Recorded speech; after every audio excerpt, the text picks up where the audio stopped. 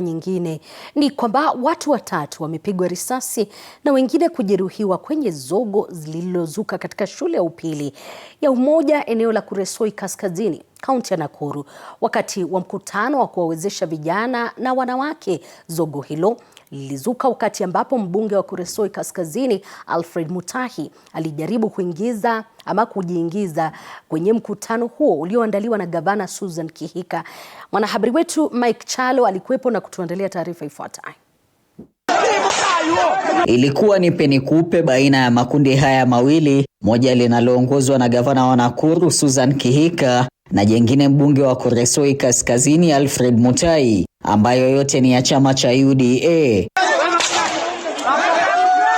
Mkutano uliotarajiwa kuwa wa kuwawezesha vijana na wanawake kwenye shule ya upili ya Umoja Kuresoi ukigeuka kuwa uwanja wa makabiliano, wanafunzi wa shule hii wakishuhudia haya yote wakiwa madarasani. Watu watatu wanauguza majeraha ya risasi katika hospitali ya Molo Level 4, huku makumi ya wengine wakisalia na majeraha, baadhi ya magari yakiharibiwa. Basi hili la chama cha ustawi cha Ngata lililokisiwa kuwasafirisha watu kutoka Nakuru mjini likichomwa na kusalia kuwa vyuma vilivyosimama. Mimi nikasema wacha niende niangalia ni nini inaendelea. Kufika pale ni Mutahi na kunsi wake ambao wamekuja barabara walikuwa na panga. So leo tu nimeepa tena risasi. Siku ile niliepa tena, alinipiga akaniumiza, nikavumilia, wazee wakaniambia nimsamee. Leo pia amenitaka kuniua. Nimepigwa risasi mkono wa kulia.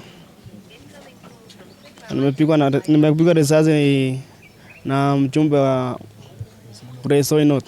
Fujo ikisemekana kuzuka pale ambapo mbunge wa Kuresoi Kaskazini Alfred Mutahi alipojaribu kuingia kwenye mkutano huu ulioandaliwa na gavana Susan Kihika.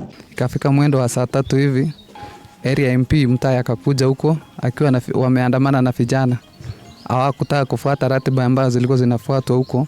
Wakaingia na fujo, wengine walikuwa na mawe. Mheshimiwa mwenyewe alikuwa amebeba bastola kwa mkono. Na wakaanza fujo hivyo. Wakataka kuingia mkutano ya gavana. Sisi tukajaribu kuwasuia, risasi ndio nikapigwa kwa mguu.